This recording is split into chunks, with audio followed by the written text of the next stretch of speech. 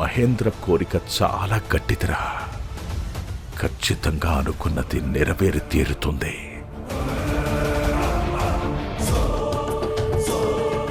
రే, ఇదే కరెక్ట్ సమయం. పదండ్రా, ప్రియాని తీసుకెళ్ళిపోదాం.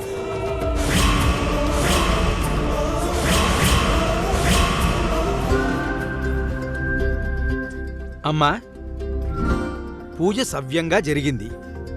ఈ మహాతల్లి అక్కడ ఒకరిపై ఆవహించారు. రంగం చెబుతున్నారు. అక్కడికి వెళ్ళి మీరు మీ కోర్కెల గురించి ఏదైనా అడగాలి అనుకుంటే వెళ్ళి అడగండమ్మా. అలాగే పంతులు గారు.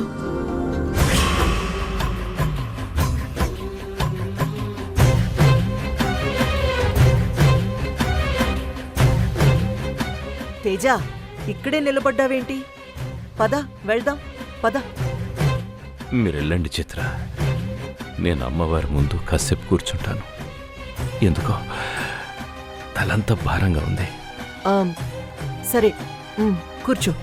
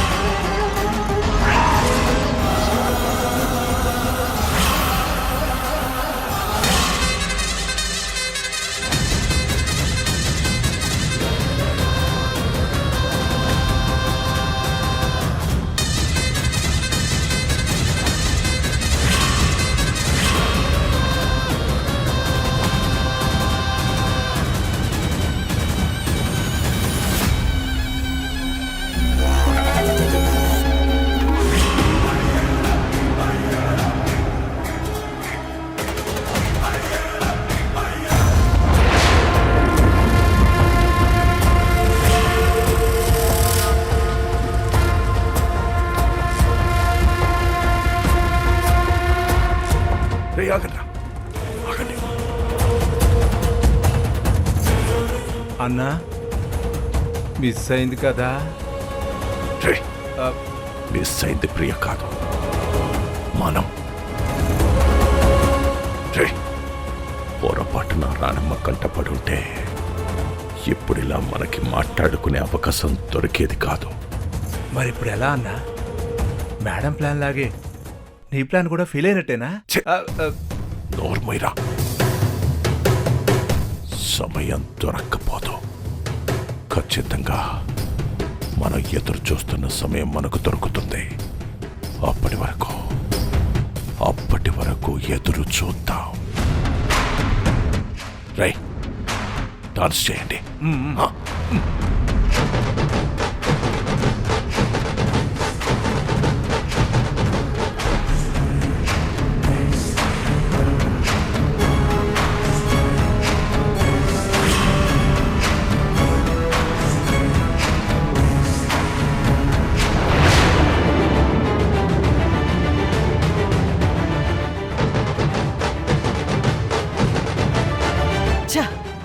నేను అనుకున్న ప్లాన్ బెడిసికొట్టింది.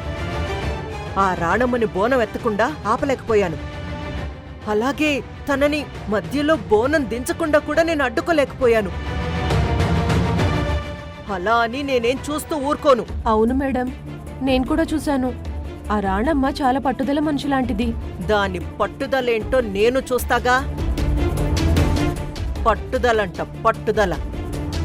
చూడు, నువ్వొక పని చెయ్యి. ఆ తేలుకొండి చెట్టాకులు జాగ్రత్తగా కోసుకుని వాటిని పసరు చేసి దాన్ని ఈ చెంబులో కలిపి, అక్కడ భవిష్యవాణి చెప్తున్నావిడా, ఆవిడ చల్లుతుందే, పవిత్రమైన ఆ నీళ్ల చెంబుని మార్చి ఈ చెంబుని అక్కడ పెట్టు. అలాగే మేడం. అది కూడా సరిగ్గా రాణమ్మ రంగం చెప్పించుకునేటప్పుడే జరగాలి. అలాగే మేడం. అప్పుడు ఆవిడ ఈ చెంబులో నీళ్లని రాణమ్మ మీద చల్లుతుంది. దెబ్బకి ఒళ్లంతా దురద పుట్టి, తేలు కుట్టినంత మంట, గోక్కోలేనంత దురద పుట్టి ఉక్కిరి బిక్కిరైపోతుంది. దాన్ని అడ్డం పెట్టుకుని ఈ బోనాల్లో రాణమ్మ ఏదో అపచారం చేసిందని, అందువల్లే ఇదంతా జరిగిందని ఒక డ్రామా చేసి జనాలందర్నీ నమ్మించి ఆ రాణమ్మని చీకొట్టిస్తాను చూడు. భలే ప్లాన్ చేశారు మేడం. ఈసారి ప్లాన్ మాత్రం ఏ పొరపాటు జరగకూడదు, అర్థమైందా? అలాగే మేడం. వెళ్ళు. రాణమ్మా, ఈసారి మాత్రం ప్లాన్ ఫెయిల్ అవ్వదు. నలుగురిలో నువ్వు పరువు పోగొట్టుకుని అవమాన పాలై వెళ్ళడం ఖాయం.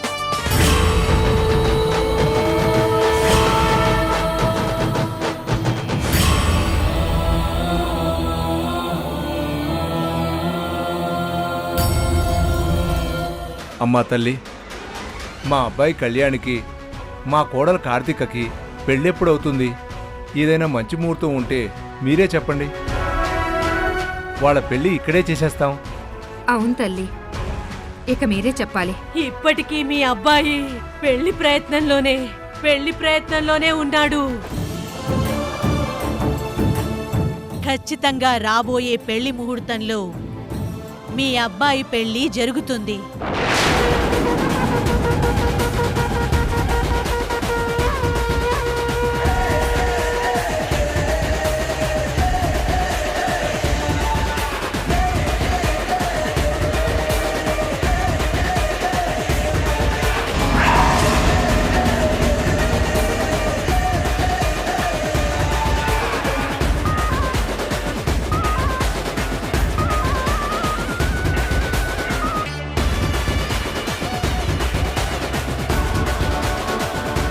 బాధపడతావెందుకు తల్లి?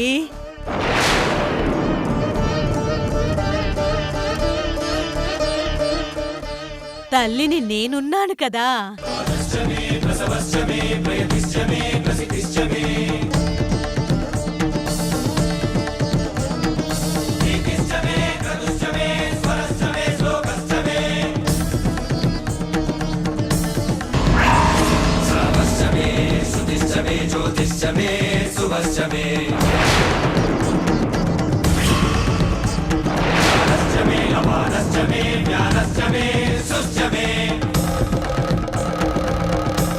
ఇప్పుడు చూడు రాణమ్మా, ఈ భక్తులతో నిన్ను ఎలా చీకొట్టిస్తానో.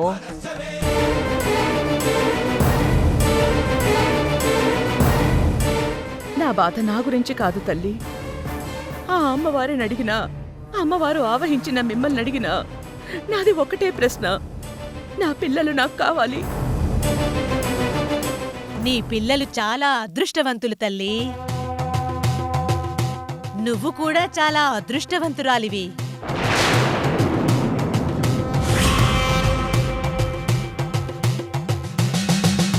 కంటికి రెప్పలా చూసుకోవాల్సిన నా పిల్లలకు నేను దూరమై ఇన్నేళ్లుగా చస్తూ బ్రతుకుతున్నాను. నేనెలా అదృష్టవంతురాలనవుతాను తల్లి? ఎక్కడున్నారో ఎలా ఉన్నారో కూడా తెలుసుకోలేని ఈ అభాగ్యురాలి కడుపున పుట్టిన నా పిల్లలు అదృష్టవంతులు ఎలా అవుతారు తల్లి? నీ కన్నీటి వెనక ఉన్న ఈ ఆవేదన ఈ తల్లికి తెలియదనుకుంటున్నావా తల్లి? ఇప్పుడు చెప్తున్నాను, మనసులో పెట్టుకో.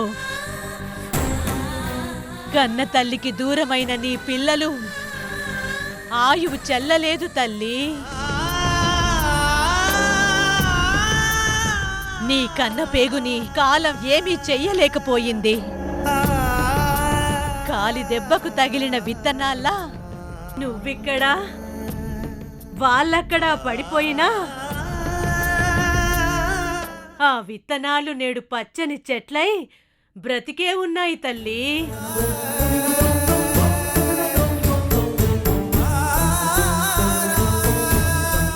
తల్లిని చెప్తున్నాను, వినుకో.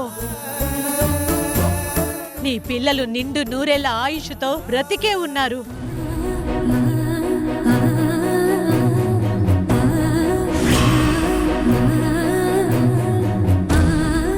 మరి నా పిల్లల్ని నాకెప్పుడు కలుపుతావు తల్లి?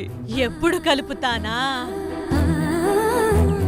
అసలు మీరు విడిపోతేనే కదా తల్లి కలపడానికి.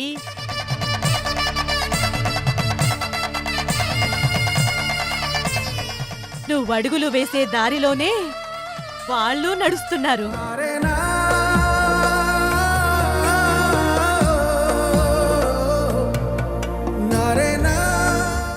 ఈ అమ్మను చెప్తున్నాగా, నీ కంటి వెలుగు పడేంత చేరువలోనే నీ పిల్లలున్నారు తల్లి. తల్లి ఎక్కడున్నారు తల్లి? నా పిల్లలు ఎక్కడున్నారు? తొందరెందుకు తల్లి? నీ కన్న పేగును గుండె కత్తుకునే సమయం ఎంతో దూరంలో లేదు. కాస్త ఓపిక పట్టు చాలు.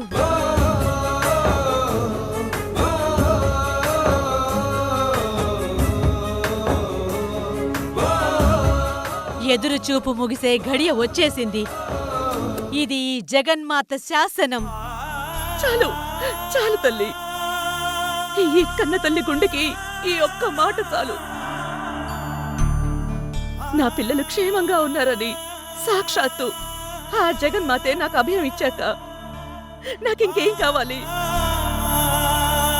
నా ముగ్గురు పిల్లల్ని నా దరికి చేర్చే బాధ్యత ఈ జగదాంబే అని తెలిసాక నా పిల్లల కోసం నేను ఎంత కాలమైనా ఎదురు చూస్తాను, ఎంత కాలమైనా ఓపిక పడతాను.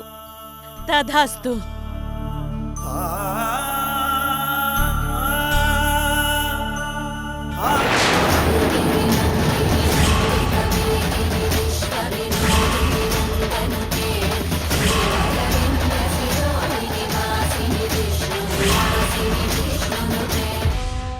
ఈ పవిత్ర జలాలతో తడవాల్సింది నువ్వు కాదమ్మా. ఇన్నాళ్లుగా నీ కన్న పేగుల కోసం నీ కంటి నీటితోనే ఒంటిని మనసుని శుభ్రం చేసుకున్న నిత్య పవిత్రురాలివి నువ్వు. ఈ శుద్ధితో పనే ఉంది చెప్పు. నువ్వెళ్ళు తల్లి. మంచి తల్లి. నువ్వు రా తల్లి, నువ్వే.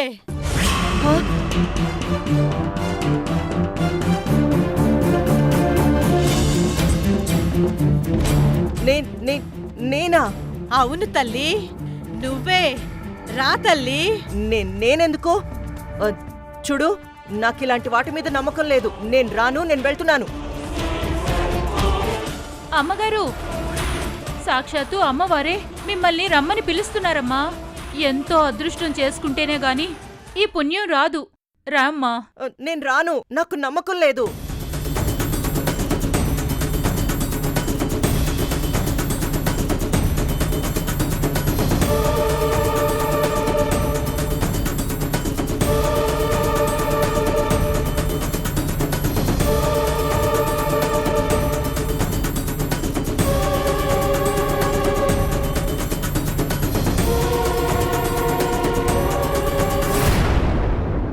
నా గుడి గడప తొక్కే ప్రతి ఒక్కరి కోరిక నాకు తెలుసు తల్లి. అలాగే నీ ఆశయమూ తెలుసు. చెప్తున్నాను వినుకో తల్లి. మంచిది కాదు, మంచిది కాదు.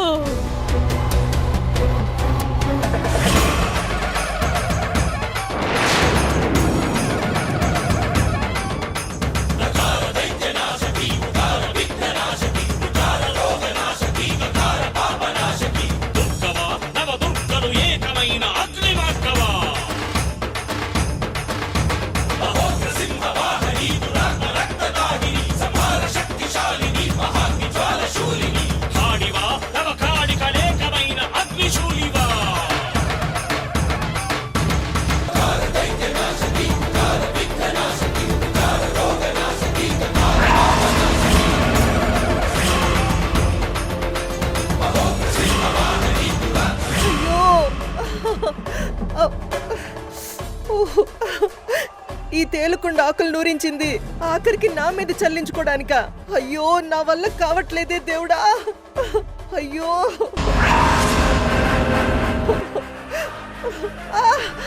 దెబ్బకి దేవుడు కనిపించడా చిత్రావతి?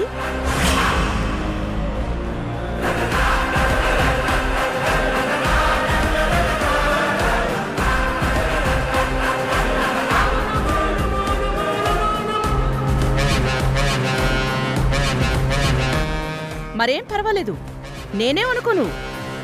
రక్తం వచ్చేలా గోకో, అప్పుడే కదా ఆ తేలుకొండకు మంట, నీ దురద అన్నీ తగ్గేది. నాకు తెలుసు చిత్రావతి, ఈ బోనాలు ఆపాలని, నేనెత్తిన బోనం మధ్యలోనే దించేలా చెయ్యాలని, ఎలాగైనా నన్ను ఇబ్బంది పెట్టాలని అన్ని విధాలుగా నువ్వు ట్రై చేస్తున్నావని నాకు అర్థమైంది. కానీ నువ్వు కోరుకున్నట్టుగా ఇక్కడేదీ జరగలేదు. నేననుకున్నట్టే ఆ దైవభక్తితో బోనాలు ఘనంగా జరిపించాను. అయినా ఎందుకిలా చేస్తున్నావు? ఎందుకు నా మీద నీకు ఇంత పగ? నువ్వంటే నాకు నచ్చదు. నువ్వంటే నాకు నచ్చదు. నువ్వంటే నాకు నచ్చదు.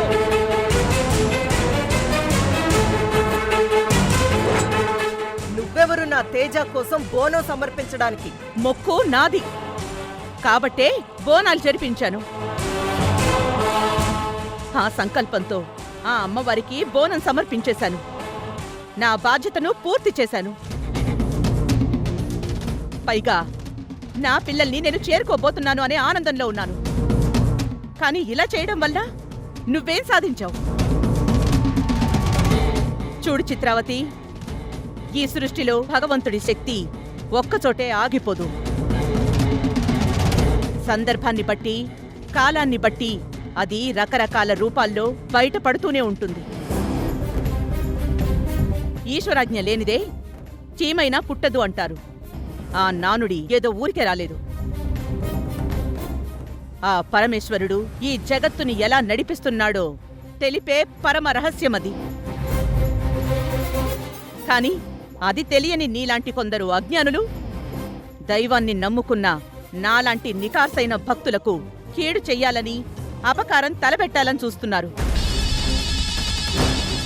ఒక్కటి గుర్తుపెట్టుకో, నిజమైన భక్తుల జోలికి వచ్చినా, వాళ్ళని అనవసరంగా ఇబ్బంది పెట్టాలని చూసినా ఆ తల్లి చూస్తూ ఊరుకోదు.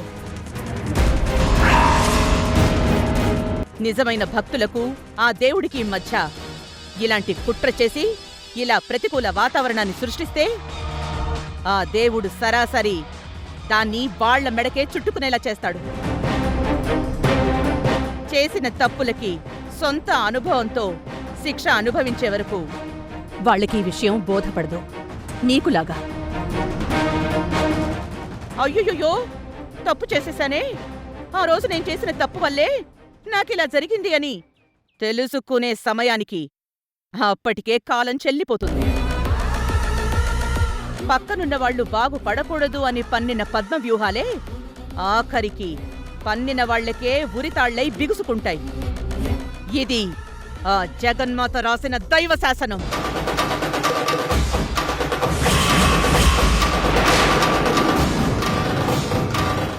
నువ్వైనా నేనైనా దాని నుంచి తప్పించుకోవడం ఎవ్వరి తరమూ కాదు. అందుకే చెప్తున్నాను, ఇలాంటి పనులు చేసే ముందు 1కి 10 సార్లు ఆలోచించుకుని చెయ్యి. జాగ్రత్త.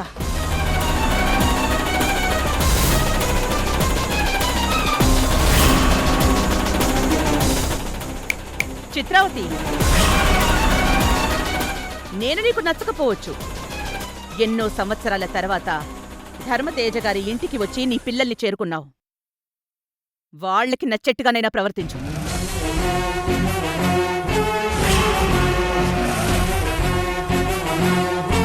రేపు నువ్వు పవర్ ఆఫ్ అటార్నీ రాసిచ్చిన తర్వాత వాళ్ళకి నచ్చినట్టు ప్రవర్తించడం కాదు, వాళ్లల్లో వాళ్లకే నచ్చకుండా చేసి చెట్టుకొకర్ని పుట్టకొకర్ని చేస్తా.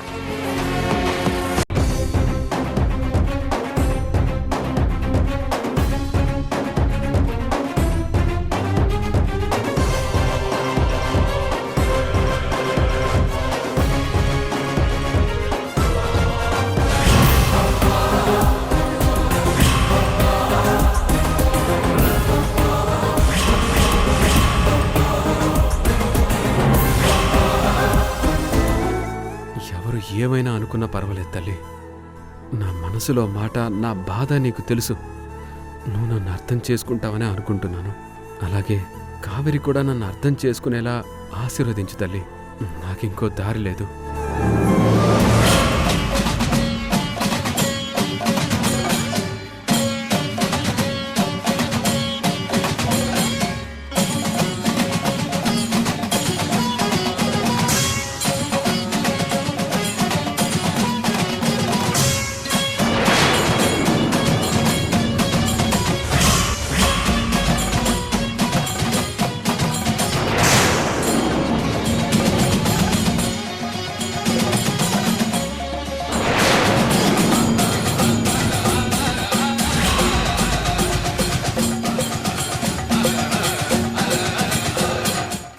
ఎక్కడికి వెళ్తున్నాడు కళ్యాణ్?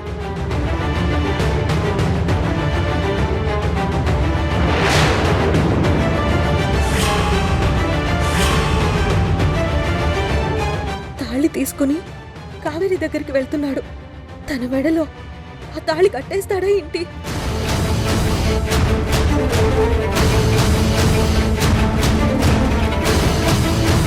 కావేరి, చెప్పండి బావగారు. ఇంతవరకు జరిగింది చాలు. ఎవరి కోసమో మన ఇంకా ఇలా ఉండాల్సిన అవసరం లేదు. అందుకే ఈ తాళి తెచ్చాను.